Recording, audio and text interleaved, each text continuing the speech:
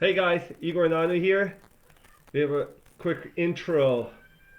This should be our intro all the time. Okay.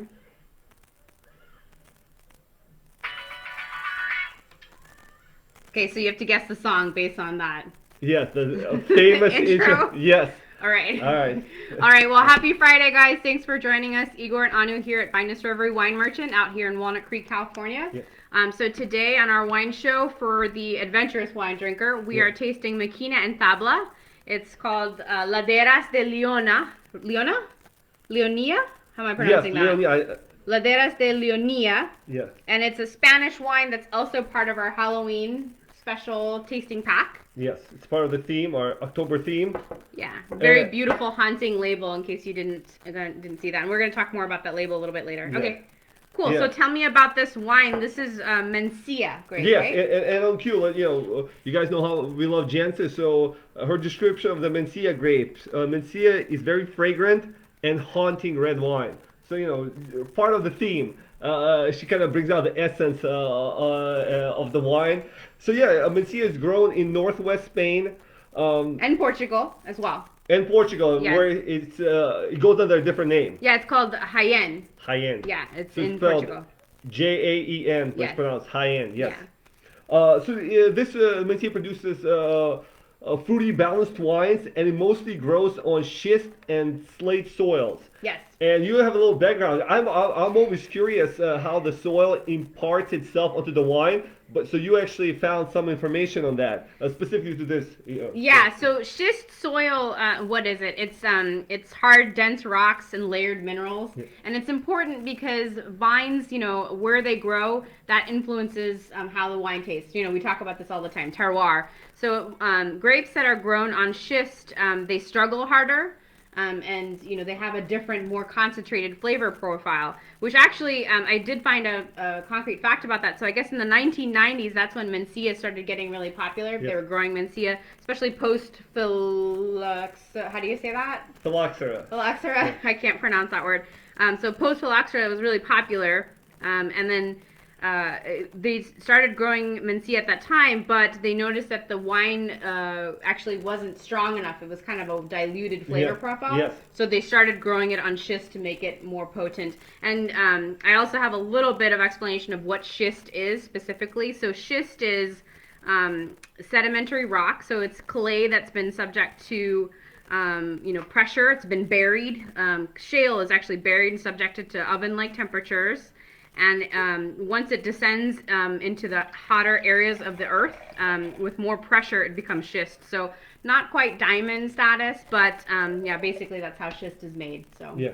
little tangent there. Sorry. Thanks for letting me go into that one. Well, yeah, no, that's cool information. Like I said, I'm always curious. Limestone, that's frequently, Silex. We were discussing Silex soil, so every soil imparts itself beautifully on the wine. Yeah, and then you said that. So schist, they're saying imparts freshness Okay. into the wine. So hopefully we'll Which is taste that. which is what typically Mencia is supposed to taste like. It's like very fresh wine. Frequently, people compare it to Cabernet Franc, which is most known in Loire Valley. And in fact, for many years, people thought it's the same grape, but DNA profiling actually it's similar to it's the same as high end, but it's not the same as Cab Franc, but it has similar characteristics. They're saying maybe it's a Cab Franc and Beaujolais because Beaujolais kind of imparts that youthful character on it. Yeah. But actually, funny enough, Palacios, and we'll jump in a second. One of the Palacios dynasty, he actually thinks it reminds him of Northern Rhone Syrah and Burgundy. Okay. Which is very nice combo. And not of our Palacios, but one of the Palacios family members. So Palacios, they're like a dynasty in Spain. A couple of weeks ago, we did a Godeo with Rafael Palacios, Yeah. who's considered the best Godeo winemaker in the world. Then Alvaro Palacios, he's the most famous winemaker in the family, and he makes the highest priced and the most famous Priorat, which are Grenache-based wines. They also have Palacio family in Rioja, the most famous region, and these are the kind of the nephews of the family. Here, we'll actually show. They actually specialize in Mencia Petalos. Okay.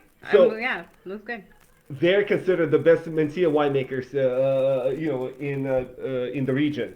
So these guys, everything they touch turns into gold. But we're talking about different, Maquina Tabla, also great young winemakers from the region. So the region is Bierzo, and I don't know if you could maybe show the map this time and kind of describe how Alrighty. more dynamic it is. Yeah, so this map, you guys, we've gone high tech. So previously, Igor would just circle and pen, but you can see that we've taken, what is this, paint, and there is now a graphically inserted red circle over the region. So yeah, we take your feedback to heart for sure.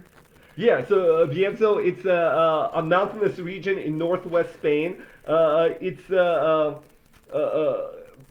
Galicia, it's in the Galicia bigger region, and Rias Baixas, which is right on the Atlantic coast. Okay. That kind of blocks the region from the Atlantic influence, so it's more inland. But it's very mountainous, as you were mentioning. Higher vineyard elevation and schist soil. Bierzo, it's kind of has a history going back to the Roman. So the Romans started cultivating vines during the empire, and there's actually one cool fact. It's always the Romans. Every time we're tasting wine, it goes back to the Romans. Romans, Not every Greeks, time, yeah. but Yeah, those people. So, Yeah. So one of the cool things that the Romans actually dug a clay mountain in Las Medullas, which is right there in the Bierzo region, Okay. which was the largest open pit gold mine under the Roman Empire. Okay. That's a I approve. Okay. yeah, that's a pit I would jump into. Yeah, sure. I'm sure it's still waiting there for you. And then Cistercian monks in the 9th century started kind of expanding on the vineyards there, and actually that part of Spain, Galicia, it's on the route to I'm blanking on Santiago. Camino de Santiago. Camino de Santiago, Okay. yeah, which is the second most famous Christian destination, Okay. kind of in Christianity. The Vatican being number one, and this is number two. So Okay. it's the famous Pilgrimage route, yeah? Pilgrimage route, yeah. Okay. So that's a big region, and Bierzo is right there in the middle of that region. That region, Bierzo actually has more old vines than any other region in Spain. Okay. About 80% of the vines are 60 years or older, Okay. and they have a lot of 100-year-old vines. And with older vines, kind of the grapes become very small and concentrated. Yes. And which makes very concentrated and delicious wine. So Right. that's the beauty of the. That's why they say aged like a fine wine. So the vines themselves are aged here as well. Yeah. So that's a cool thing about the region. So I don't know. Let's taste it, and then we could kind of jump into a little bit of notes. Then pairings and a little background about the winemakers and actually the labels that we were mentioning earlier Right. on. Very nice inky color. I love it. It's dark red, and as usual, I had it a little bit earlier. So I wrote down tasting notes that it was cranberry and stewed cherries, licorice, and just really fresh. It's got some salinity, very fine tannins, nice, smooth, light. Vibrant wine with some white pepper at the end. Yeah. It reminds you mentioned Beaujolais. This Yes. is another foodie's wine. It's nice and light, and it's very Yes. versatile. So I think a really good choice for a meal. Yes. What do you think? Oh, it's delicious. And, to me, the acidity reminds me of Cab Franc. It doesn't have the same nose, I think, at least not Loire Valley. It doesn't have that bell pepper. It's got more fruit on it, as you mentioned, some Yeah. combination of fruit. But the acidity, it's a beautiful medium-bodied wine. So it's Yeah. just another great discovery from something that's a lot of winemakers. These younger generation of winemakers are doing in Spain. Trying to rediscover old traditions. Yeah, this is very good. I mean, 91 points, Robert Parker, 17 out of 20, Jensen Robinson. For $19.99, a spectacular wine. Yeah. Again, we've hand selected it, so it's, of course it's spectacular. So I think this would go really well with cured meats, a charcuterie platter. Yeah. Just so many things probably this would go very well with. So. Yeah, so a little bit about Maquina and Tabla. So relatively young winery. It's 2013 established, I think. yes, Yeah. yes. I'm not even sure. The husband and wife that are Yes, yes, Oriol and Susanna. So it's husband and wife owned and operated. So Oriol is the winemaker. Yes. He manages the cultivation of the grapes, and Susanna is in charge of marketing and communications. So And I was doing a little reading on them, and they do strike me as romantics. Winery less than 10 years old, and the concept is they want to kind of Maquina and Tabla is I think it's a machine and nature. okay. They want to respect the land. So that's kind of the new generation where they're like they look for the most peculiar, most interesting lands.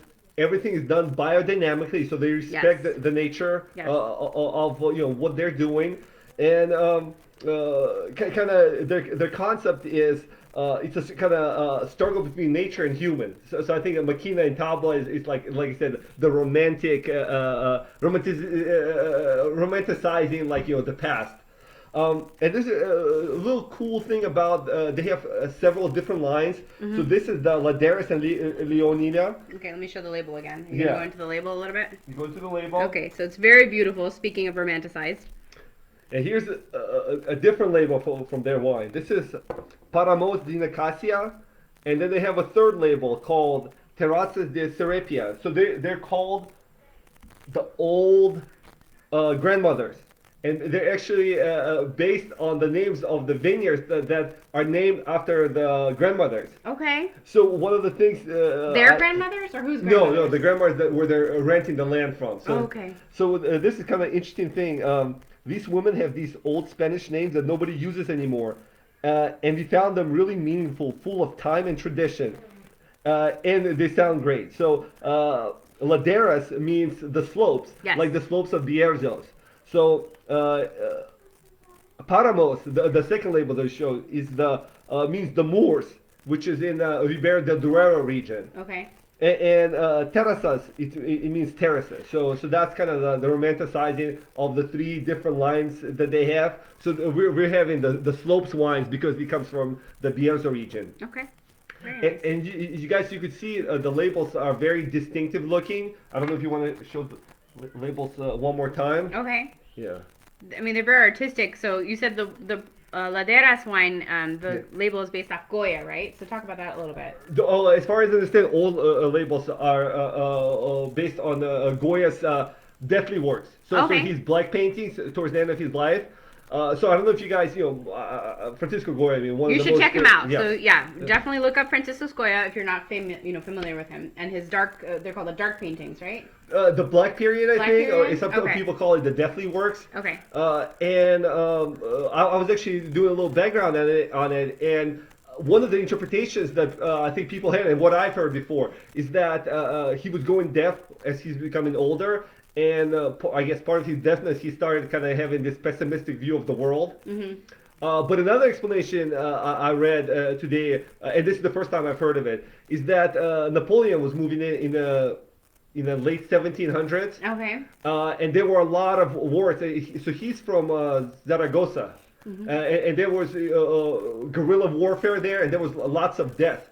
So I Okay. think that imparted on his kind of pessimistic view of human nature, and that's what led to his famous black works towards the end of his life. Okay. Which kind of makes sense, I think, more so than him going deaf. As kind of inspiration for the work. So these works you could go to their website and you could see the labels more clearly. But it's a cool concept. But like I said, this is just a part for the course for them being like very romantic, just Dedicated to art. Yes, The art of winemaking and arts as well. Yeah. So it's pretty cool wine, and I think a pretty cool backstory about everything. So Yeah. No, definitely. Anything else or? No, I think we covered a lot. I mean, and on top of that, most importantly, the wine is delicious, I think. Yes, so. the wine is great. Definitely check it out. Maquina Tabla, excellent winemakers. So join us next Friday for another wine tasting review. And, as we say, drink different. And check us out online if you don't already follow us. Yeah, if you guys, you know what, if you think some of your friends might like us, tell them to join us at our little Facebook Live. I think they'll Like enjoy us, this. follow us. Yeah. Yeah. Awesome.